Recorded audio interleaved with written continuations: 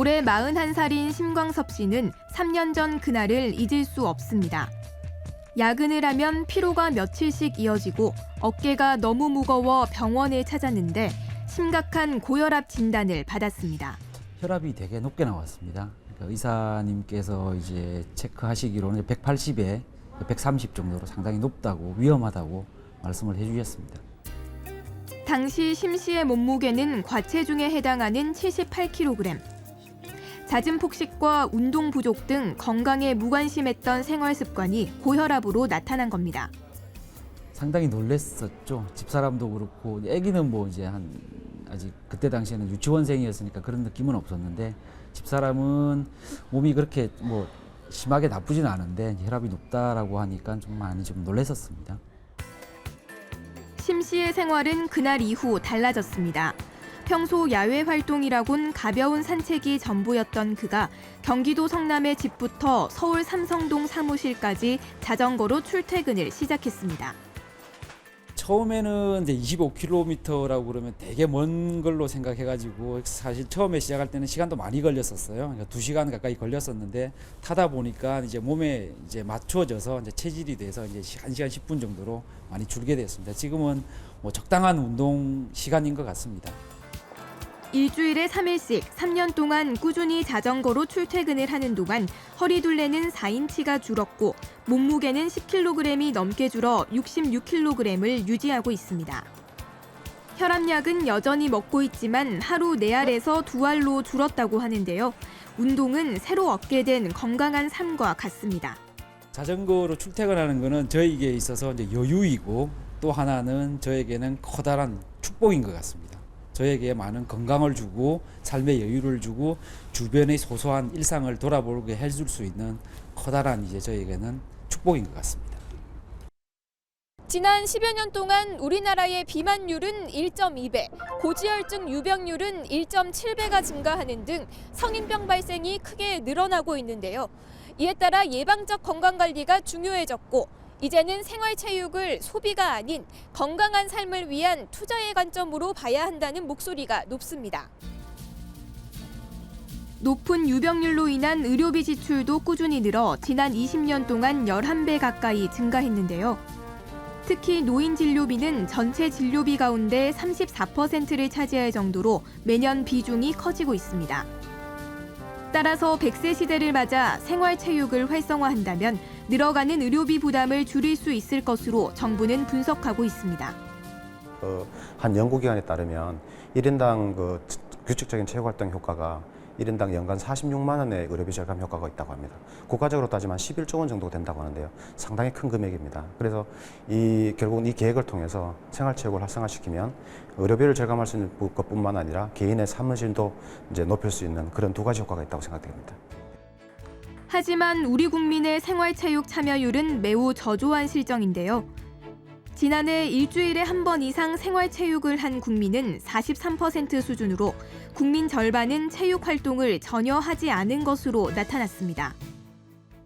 사실은 그동안의 과거 우리나라의 스포츠 정책은 어떻게 보면 생활체육보다는 그 엘리트 체육, 말하자면 이제 선수 체육 육성에 상당한 부분 중점을 뒀죠. 선진국의 경우는 어떨까요? 독일이나 호주, 일본 등의 나라는 생활체육을 오래전부터 국민복지 차원에서 접근해 왔는데요. 국민 10명 중 67명이 규칙적인 운동을 한다고 합니다. 체육시설 그러면은 이제 독일이죠. 골든 플랜이라는 그 장기 계획을 과거로부터 실천해서 독일은 아주 모든 국민들이 자기가 살고 있는 가까운 곳에서 체육시설을 만날 수 있게 해줬어요. 호주는 청소년들을 생활체육으로 연계시키는 가장 세계적인 프로그램을 갖고 있는 나라입니다. 그래서 학교 체육부터 지역사회 체육이 아주 일사불란하게 연결될 수 있도록 그 단계적 프로그램을 만들어갖고 역대 우리 정부에서도 생활체육 참여를 늘리기 위해 예산을 확충하는 등 다양한 정책을 내놨습니다. 하지만 참여율은 제자리 걸음인데요. 때문에 보다 실효성 있는 대책이 필요하다는 지적이 나오고 있습니다. 지난 14일 문화체육관광부는 스포츠 복지의 큰 틀을 담은 국민생활체육진흥 종합계획을 발표했습니다. 정책의 핵심은 한마디로 손에 닿는 스포츠인데요. 기존의 생활체육 정책들이 주로 성인과 동호회, 단일 종목 위주였다면 이번 정책은 전 세대를 아우르는 게 특징입니다. 생애 주기별 지원으로 스포츠 복지를 실현하겠다는 겁니다. 이번 정책의 캐치프레이즈가 스마일 100입니다. 스마일 100은 스포츠를 마음껏 일상적으로 100세까지 라는 내용인데요. 이 스포츠를 통해서 전 국민 누구나가 건강하고 행복된 삶을 누릴 수 있도록 이렇게 정책을 펼쳐나갈 거고요. 그렇다면 우리 생활에 어떤 변화가 찾아올까요? 경기도의 한 고등학교. 늦은 오후 학생들이 이용하는 체력 단련실에서 구슬땀을 흘리며 함께 운동하는 어르신들의 모습이 눈에 띕니다. 그렇게 되고 지금 속도를 5.5 정도 놔도 러닝머신과 사이클 등 웬만한 운동기구는 다 갖추고 있는데요. 교실 2칸을 합쳐서 마루판을 깔고 만든 이 체력 단련실은 학생들이 하교한 뒤 오후 5시부터 8시까지 지역 주민들에게 개방됩니다. 네, 어머님 땀이 날 정도로 운동 열심히 하고 계신데 네. 여기 일주일에 한 몇 번 정도 이용하세요? 일주일에 한 3번 와요. 운동하니까 어떠세요, 학교에서? 몸도 건강해지고 집에서 있는 것보다 훨씬 좋아요. 체력도 좋아지고. 전에는 그 돈 주고 하기가 그래서 부담 갔는데 학교에서 그냥 시설을 이용하도록 해주니까 부담 없고 참 좋습니다. 학교 강당을 활용한 탁구장과 창고에 거울을 붙여 만든 댄스실에선 일주일에 3번 주민들을 위한 강습도 진행되는데요. 주변에는 그렇게 여러 가지 체육에 대한 저희들이 이용을 할 만한 그런 시설이 없습니다. 이렇게 학교를 개방해가지고 저희들이 와서 댄스라든가 헬스라든가 탁구라든가 이렇게 할 수 있는 게 너무너무 감사하고 너무 좋습니다.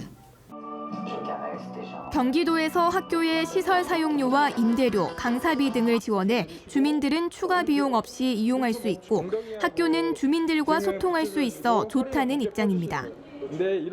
주변의 주민들이 체육 활동을 마음대로 할 수 있는 그런 지역이 없기 때문에 열악한 환경에 주민들의 도움을 주기 위함이 첫 번째고, 둘째로는 학교와 지역사회와의 공존, 이것을 중요시 여겨서 개방을 하게 되었습니다. 정부는 앞으로 폐교나 빈파출소, 경로당 등의 생활 속 작은 체육관을 만들고 스포츠를 접하기 어려운 지역엔 스포츠 용품을 갖춘 버스를 운영해 어디서나 이용 가능한 체육시설을 만든다는 계획입니다. 또 어린아이부터 어르신들까지 누구나 부담 없이 스포츠를 누릴 수 있는 환경 조성도 추진되는데요.